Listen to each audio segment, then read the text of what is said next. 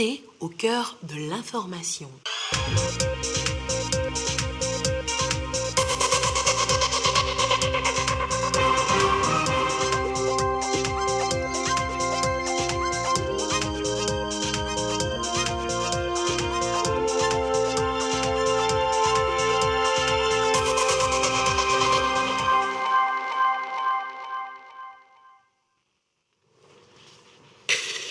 Il y a 4 ans, le gouvernement a mis en place un projet ambitieux de lutte contre la précarité. Il prend en charge des jeunes vulnérables. Sur les 14 000 jeunes prévus aujourd'hui, ils sont 14 145 bénéficiaires.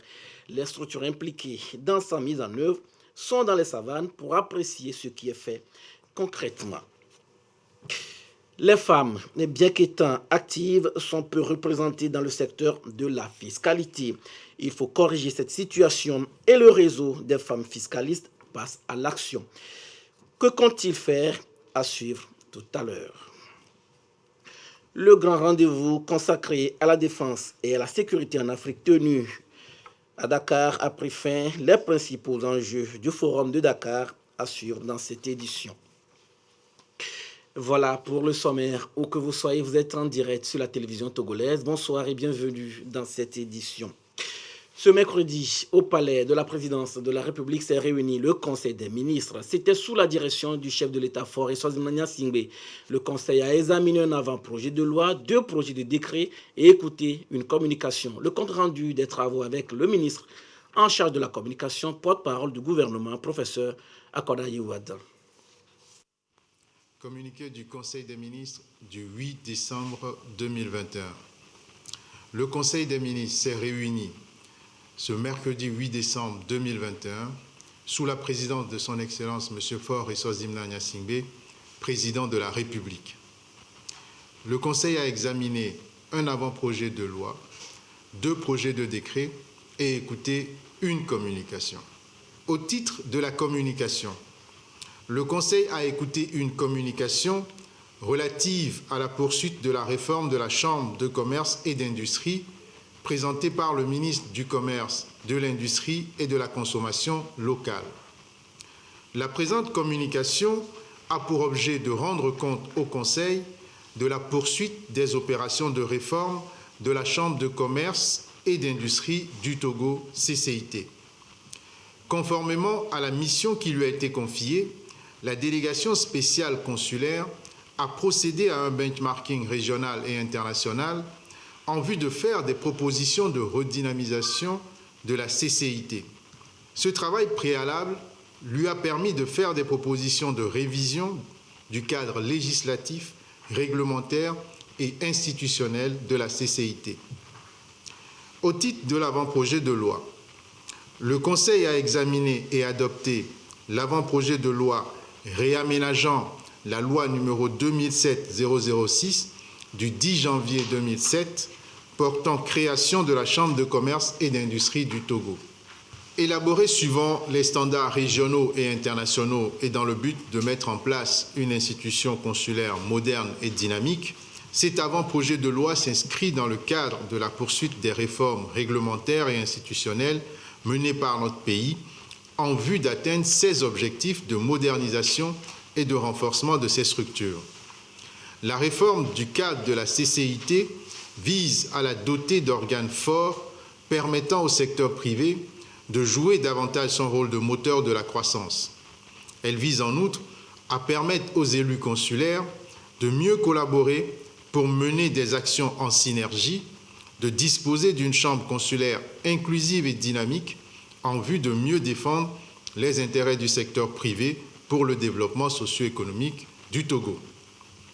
Au titre des projets de décret, le Conseil a examiné en première lecture un projet de décret portant attribution, organisation et fonctionnement de la CCIT. Le Conseil a ensuite examiné et adopté un projet de décret portant attribution, organisation et fonctionnement de la télédiffusion du Togo, TDT. Dans le cadre du basculement de l'analogique au numérique dans l'audiovisuel, il est nécessaire de séparer les activités d'édition réservées à tout opérateur public ou privé des activités de diffusion qui reste sous le contrôle de l'État. Ce décret, qui définit les attributions, l'organisation et le fonctionnement de la société de diffusion, dénommée Télédiffusion du Togo, vise à opérationnaliser la TDT. La TDT est un opérateur public de diffusion de la télévision numérique terrestre qui a pour objet d'assurer la diffusion en mode numérique des programmes de radio et de télévision publique et privée en République togolaise. Au titre des divers, le ministre de la Santé, de l'Hygiène publique et de l'Accès universel aux soins a rendu compte au Conseil de l'évolution de la stratégie accélérée de la vaccination. Il a indiqué que près d'1,4 million de personnes de 18 ans et plus ont reçu au moins une dose et souligné les résultats encourageants de la stratégie accélérée de vaccination. Le Conseil a instruit les ministres pour une implication encore plus forte, surtout en cette période de fin d'année, pour l'observation des mesures édictées par le gouvernement et invite les populations à continuer à aller se faire vacciner. Fait à Lomé, le 8 décembre 2021, le Conseil des ministres. Le Conseil des ministres a examiné ce jour un projet de décret portant attribution, organisation et fonctionnement de la télédiffusion du Togo, TDT. Qu'en est-il exactement? Le ministre de la Communication et des Médias a donné quelques éléments de réponse aux professionnels des médias. C'est suite à la traditionnelle conférence de presse d'après Conseil des ministres. Et voici un extrait que je vous propose de suivre. La télédiffusion togolaise est une société d'État qui va être opérationnalisée. Il faut partir de plus loin. Avec l'avènement du numérique, aujourd'hui, le basculement de l'analogique vers le numérique est un objectif pour tous les États. C'est même un impératif. Nos engagements internationaux nous y obligent. Alors, pour procéder à ce basculement-là, il est impératif, pour ce qui concerne l'audiovisuel, d'avoir deux structures. C'est-à-dire des structures d'édition, c'est-à-dire les radios, les télés, qui produisent du contenu, des émissions, qui doivent faire parvenir ces émissions-là à leurs auditeurs ou à leurs téléspectateurs. Aujourd'hui, lorsque vous prenez par exemple une radio ou une télé, elle produit son émission, elle édite et elle diffuse elle-même. Désormais, l'ambition, c'est de faire en sorte qu'il y ait une séparation entre les métiers d'édition et les métiers de diffusion. Les métiers de diffusion vont être confiés à la société de télédiffusion qui, elle, aura en charge la mise en place de l'infrastructure qui va diffuser le contenu des éditeurs. De façon très simple, aujourd'hui, avec l'opérationnalisation à venir de cette TDT, nous allons avoir une société dont la responsabilité sera de procéder à un maillage complet du territoire en infrastructure de diffusion. Vous suivrez tout à l'heure, en fin d'édition, l'intégralité de la conférence d'après-conseil des ministres. La suite de ce journal avec ce communiqué du ministre des Armées, communiqué lu pour nous par Joseph Amega.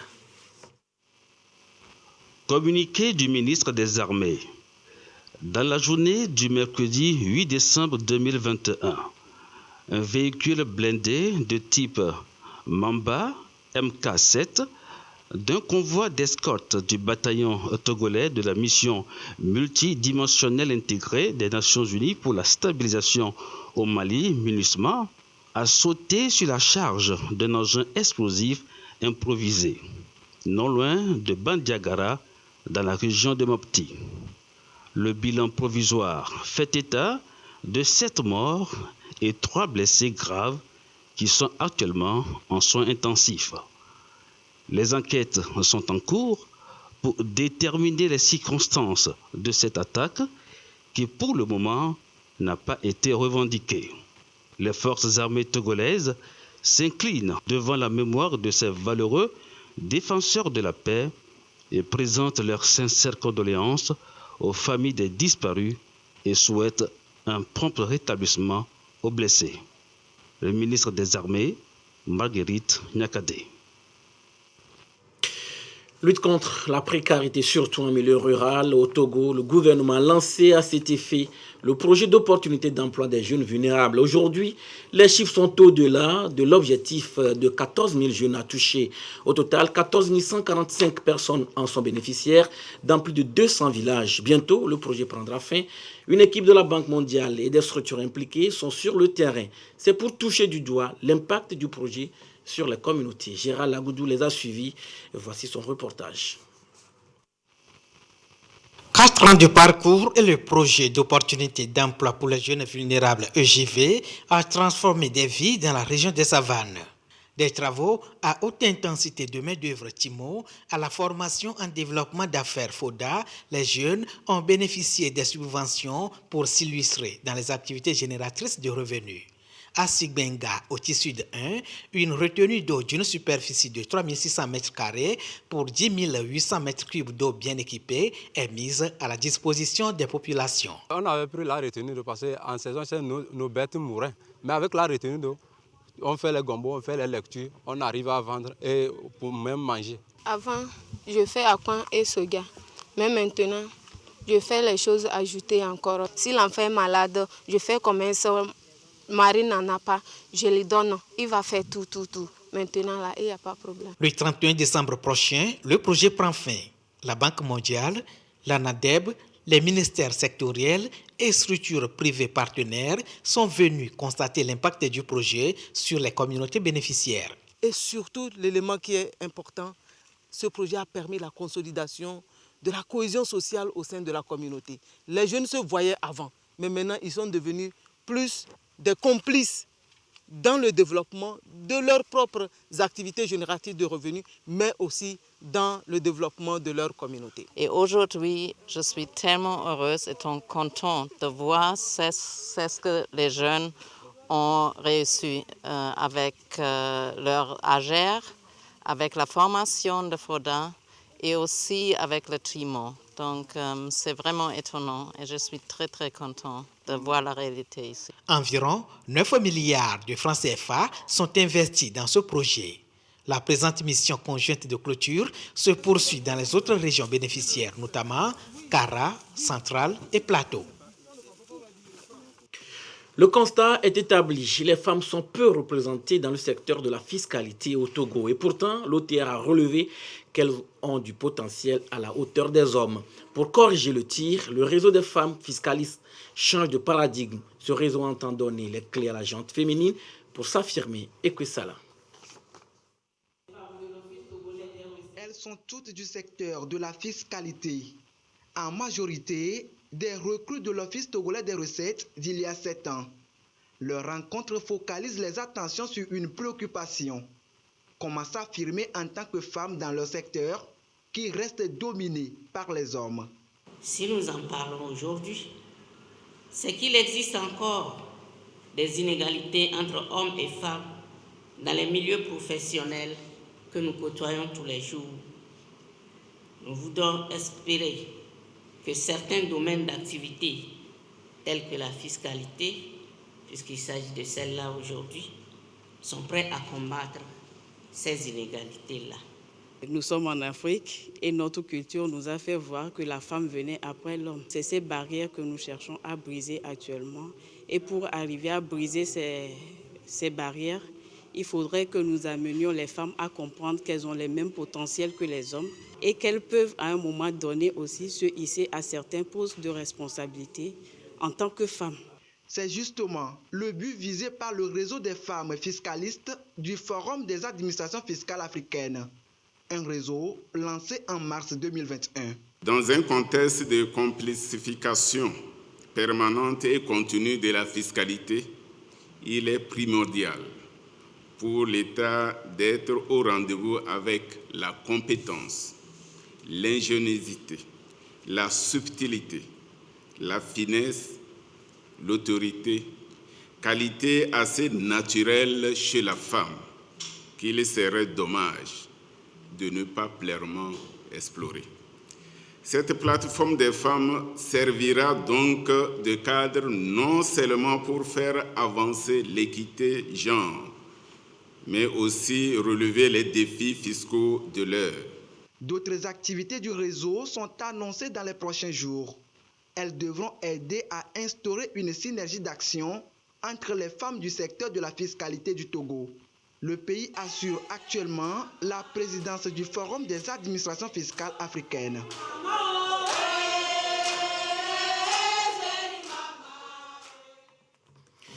Des acteurs juridiques et opérateurs économiques de la Cour d'appel de Kara sont à Sokodé.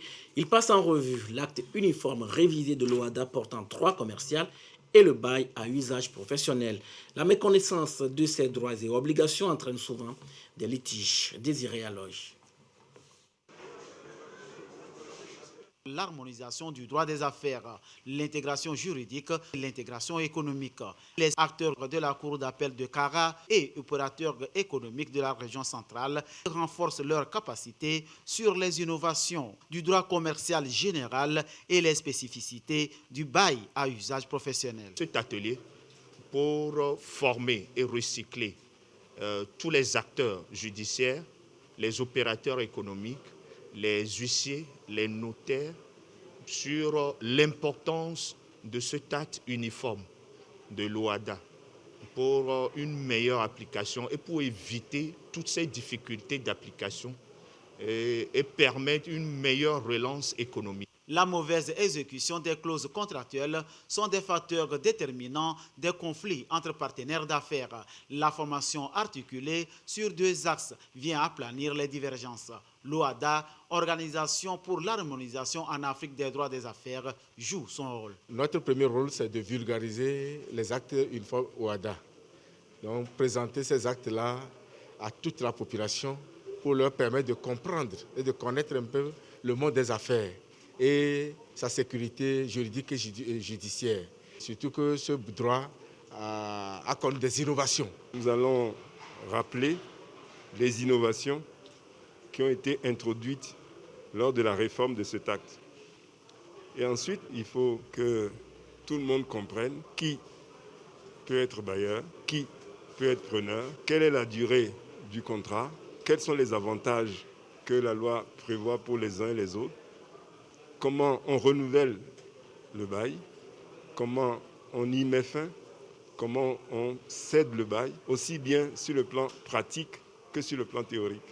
Les opérateurs économiques et les acteurs juridiques sont donc outillés avec un accent particulier sur le bail à usage professionnel qui, sans la sécurisation juridique du contrat de bail, ne favorise pas pleinement l'activité économique. En d'autres termes, la relance économique.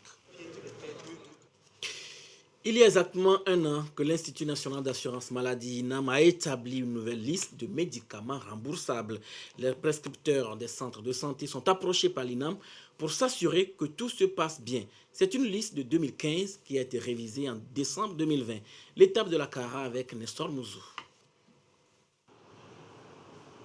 Depuis le 1er décembre 2020, une nouvelle liste des médicaments remboursables est entrée en vigueur.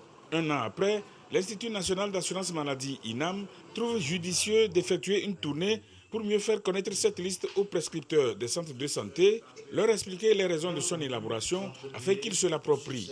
Ici, c'est l'étape de la région de la Kara. On va essayer de partager avec les acteurs le processus de révision de cette liste, celle de 2015. Et quels sont les objectifs d'une liste de médicaments remboursables pour qu'ils nous aident, qu'ils comprennent mieux, pour qu'ils nous aident, pour que cette liste soit mieux utilisée et que les bénéficiaires soient satisfaits. On a constaté que la liste de 2015, celle qu'on vient de réviser là, pour les mêmes médicaments, même identiques, le remboursement de l'INAM n'était pas le même. Donc le remboursement était fonction du choix de prescription. Soucieux lui aussi de la qualité des soins à offrir aux assurés, le SYNFOT, syndicat national des praticiens hospitaliers du Togo, s'est associé à cette démarche de sensibilisation des prescripteurs par l'INAM. Nous sommes venus échanger avec les prescripteurs pour leur remettre les outils que l'INAM a préparés pour eux. L'outil fondamental, c'est PrestaPlus, qui permet d'avoir accès à tous les médicaments au prix base de remboursement pour que le prescripteur déjà puisse analyser, communiquer un peu au patient la fourchette de prix possible et lui conseiller le médicament le plus efficace mais à coût réduit. Il s'agit de façon générale pour l'INAM de promouvoir davantage les bonnes pratiques en matière d'assurance maladie. Pratiques qui vont aider à relever les grands défis de la couverture santé universelle instituée par la loi numéro 2021-022 du 12 octobre 2021. La situation de la pandémie au nouveau coronavirus au Togo à présent, le nombre de cas confirmés est de 26 350, 24 nouveaux cas depuis hier, le nombre de personnes guéries est de 25 934, 5 nouveaux guéris depuis hier, le nombre de cas actifs est de 173, le nombre de décès malheureusement de 243. Un communiqué rendu public par le ministre en charge de la Santé, professeur Moustapha Mijiawa.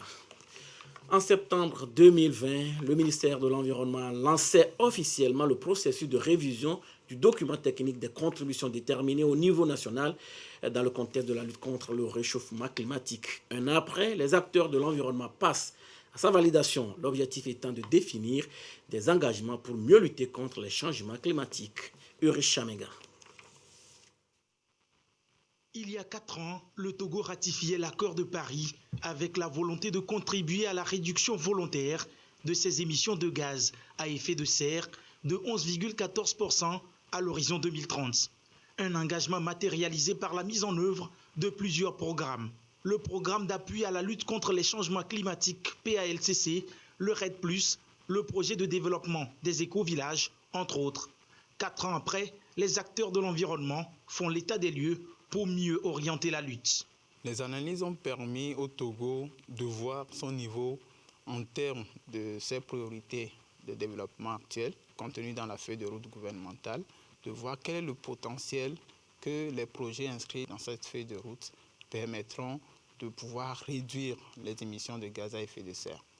Il y a un certain nombre d'initiatives qui ont été analysées et sur cette base des études qui ont été menées, le Togo aujourd'hui peut réduire ses émissions volontairement à 20,51%. Pour atteindre ces objectifs, le pays est soutenu par le Programme des Nations Unies pour le développement PNUD à travers son initiative Promesse climatique. Cette contribution s'est traduite par la mise à disposition des ressources financières aux différents pays, mais également par la mobilisation de l'expertise technique pour pouvoir élaborer des scénarios, faire des simulations et pouvoir faire des projections ambitieuses et pouvoir sortir les nouveaux engagements qui sont contenus dans les CDN révisés. 2 jours de rencontres avec pour ambition d'élaborer des stratégies pouvant permettre de mobiliser près de 7 milliards de dollars dans la mise en œuvre des engagements climatiques.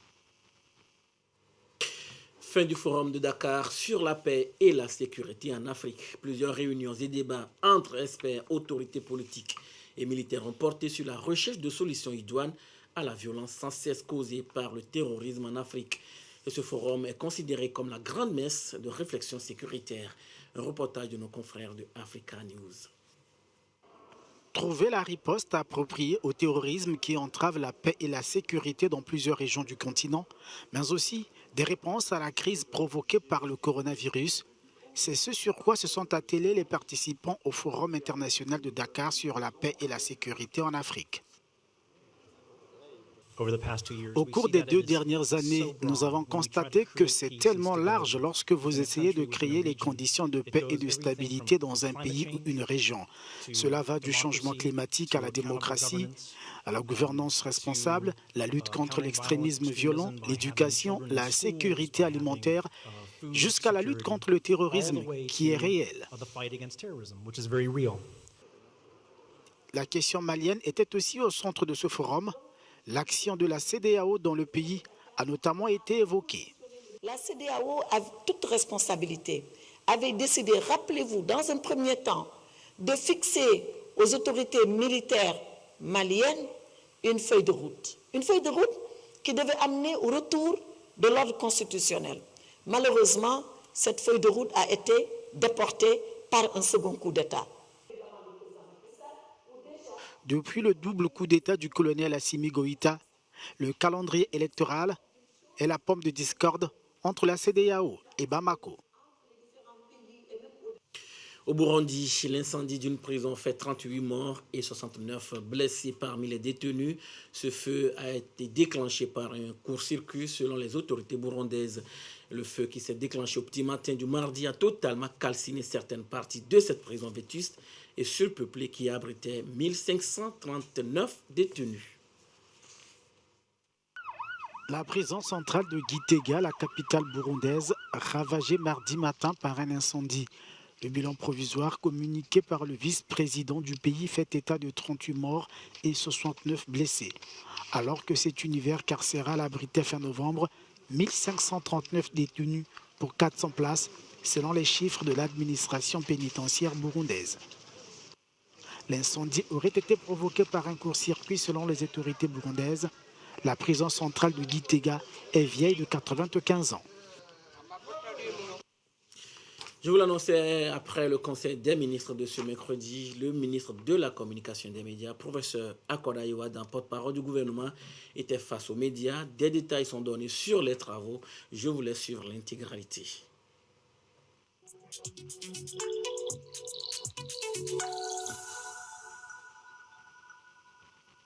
Bonsoir, monsieur le ministre. Bonsoir. Monsieur Gada Joseph, directeur du journal Économie et Développement. Monsieur le ministre, le gouvernement, en Conseil des ministres, a adopté un avant-projet et examiné un décret relatif à la Chambre du commerce et d'industrie du Togo. Alors, ma première question est de savoir, monsieur le ministre, quelles sont les principales réformes ou bien innovations introduites à partir des deux textes? Merci pour votre question. L'avant-projet de loi réaménageant la loi qui porte création de la Chambre de commerce et d'industrie du Togo, de même que le décret qui fixe ses attributions, son fonctionnement de façon beaucoup plus précise, sont des textes qui émanent d'une proposition de réforme de la délégation spéciale consulaire. Si vous en avez le souvenir, depuis quelques mois, la Chambre de commerce et d'industrie du Togo est dirigée par une délégation spéciale consulaire. Et cette délégation a été mise sur pied justement pour d'abord gérer les affaires courantes, mais également conduire la Chambre jusqu'à de nouvelles élections et surtout proposer des pistes de réforme pour que cette Chambre soit redynamisée. Et cette délégation spéciale consulaire a procédé à un benchmarking régional et international afin d'identifier, que ce soit dans la sous-région ou au niveau international, les bonnes pratiques des autres institutions consulaires pour que nous aussi nous puissions nous en inspirer pour redynamiser la Chambre de commerce. Et il en est issu une première proposition qui est cet avant-projet de loi et le décret que nous avons étudié. Alors, les innovations, on peut les compter par exemple au niveau de l'avant-projet de loi qui est désormais beaucoup plus resserré. L'avant-projet de loi est resserré autour des principes. On a extrait du domaine législatif tout ce qui a trait au fonctionnement. On l'a ramené au niveau réglementaire dans le décret. Dans la loi, désormais, on aura quelques articles qui fixent les grands principes et dans le décret, les attributions, le fonctionnement seront précisés. Ce qui permet d'avoir beaucoup de souplesse pour pouvoir modifier le texte et adapter la Chambre de commerce et d'industrie aux réalités économiques qui pourraient survenir dans notre pays. Aujourd'hui, à la lecture du décret, on peut observer par exemple que les membres de l'Assemblée sont fixés au nombre de 75 au lieu de 70 auparavant. On fait en sorte que les régions soient représentées parce que aujourd'hui, dans notre pays, il y a des entreprises qui s'installent dans les régions en s'appuyant sur nos richesses, que ce soit dans l'agriculture ou dans les services. Et on peut noter aussi au rang des innovations le vote électronique, le directeur général qui sera sélectionné après un appel à candidature et nommé par décret en Conseil des ministres. Donc on a quelques innovations qui permettent de repositionner la Chambre de commerce et d'industrie et d'en faire une véritable locomotive du secteur privé qui accompagne évidemment le gouvernement dans l'atteinte des objectifs de la feuille de route. Est-ce à dire aujourd'hui qu'à travers ces principales réformes, vous voulez assainir intégralement le milieu? L'objectif qui a été assigné à la délégation spéciale consulaire, c'est effectivement d'apporter des solutions aux problèmes que l'on a constatés. Et ces problèmes-là étaient des problèmes de fonctionnement. Problèmes de fonctionnement dus à des textes qui n'étaient pas très clairs, à des textes qui étaient interprétés de part et d'autre de façon divergente.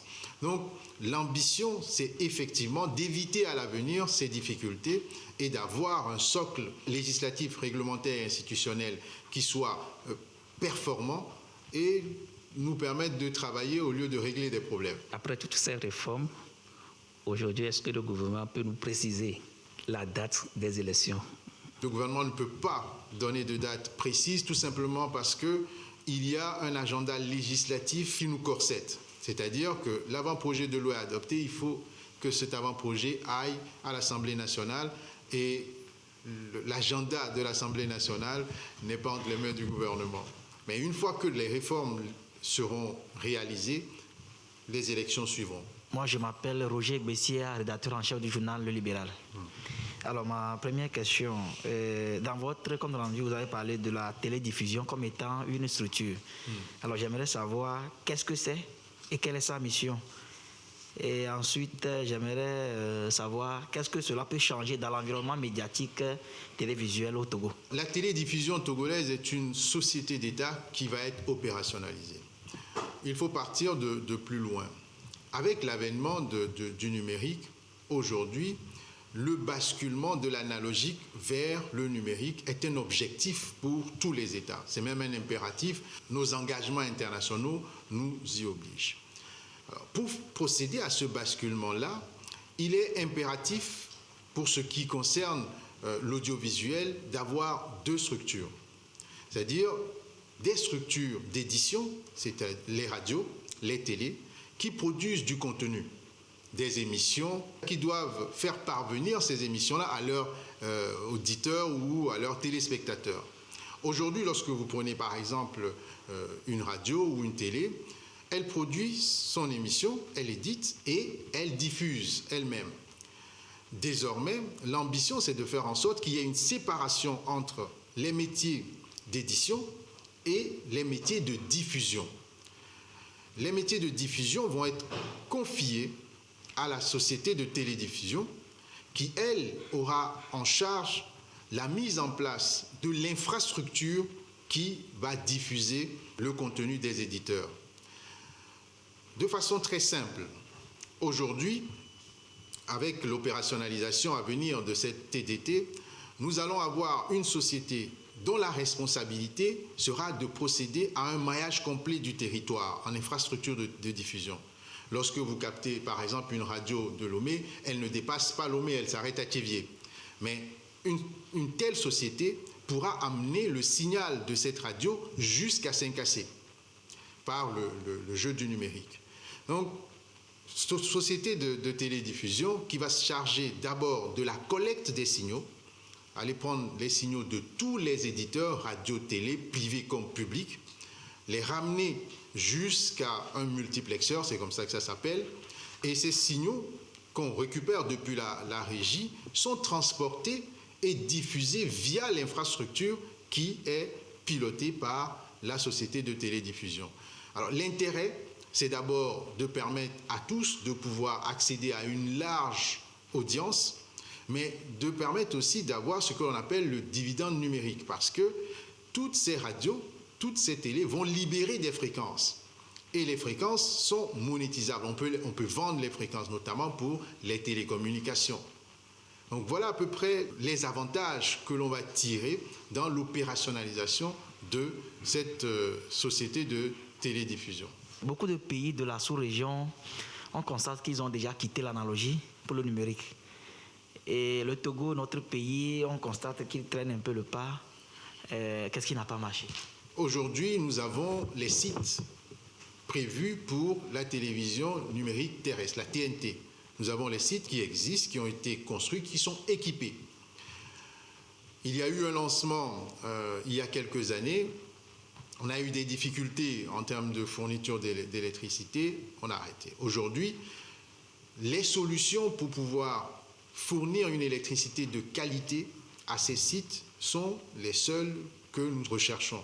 Il y a des projets qui sont en discussion et normalement, l'ambition du gouvernement est qu'à très court terme, nous puissions opérationnaliser ces sites. Nous allons passer de l'analogie aujourd'hui au numérique. Il y a aussi la création d'une société de télédiffusion aujourd'hui.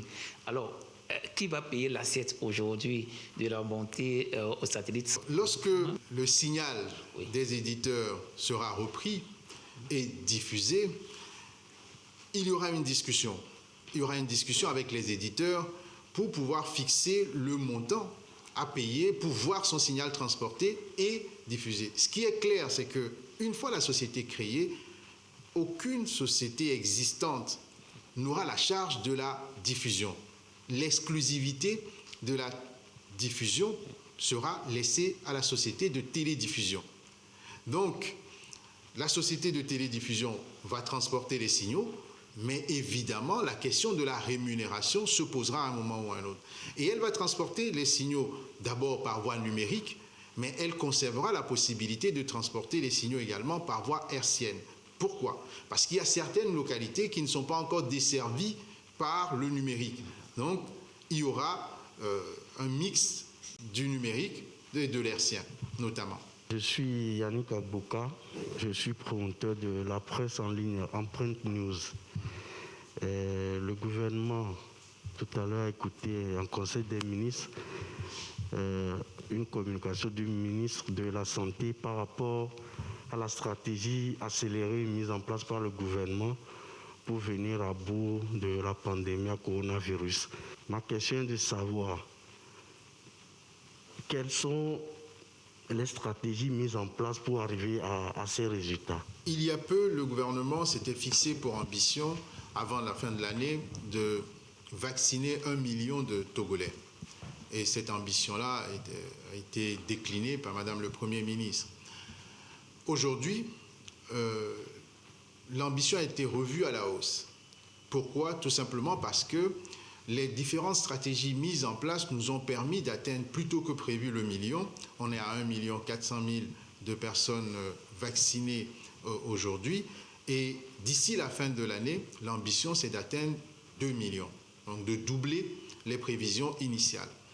Alors, ce qui a permis d'avancer aussi vite, c'est la souplesse et l'agilité des dispositifs qui ont été mis sur pied par le gouvernement. Nous avions développé d'abord une stratégie de campagne fixe qui permettait d'avoir des vaccinodromes, mais au fur et à mesure de l'évolution de la pandémie et du comportement des citoyens, cette stratégie a évolué vers une stratégie mobile. Et de la stratégie mobile, nous avons basculé vers une stratégie accélérée qui est tirée de la disponibilité des vaccins que nous avons aujourd'hui.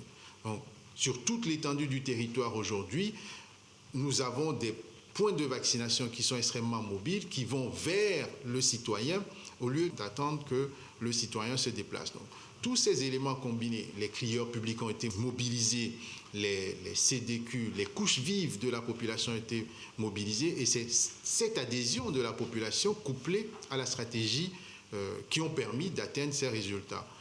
Le défi, désormais, c'est de ne pas baisser les bras et de continuer pour vacciner encore plus de nos concitoyens.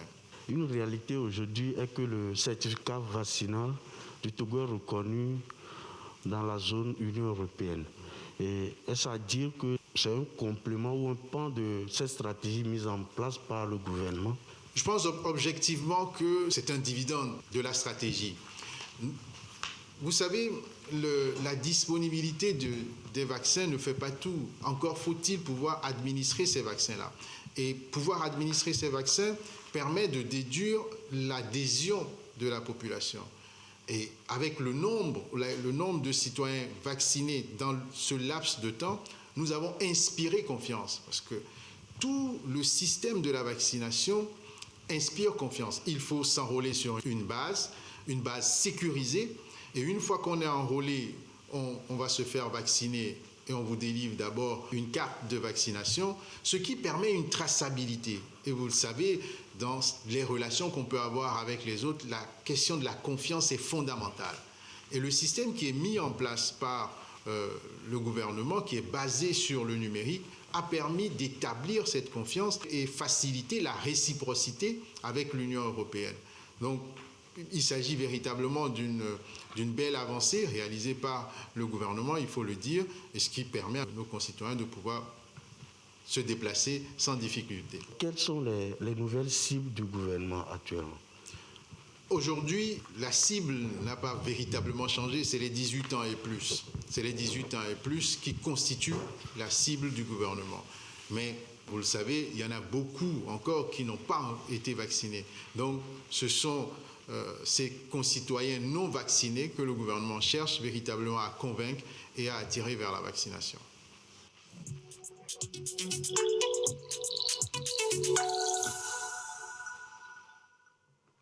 Voilà, ce sera tout pour aujourd'hui. Merci de nous avoir suivis. Restez avec nous sur la TVT La Première. Gardez toujours le sourire, quoi qu'il arrive. Excellente nuit à tous.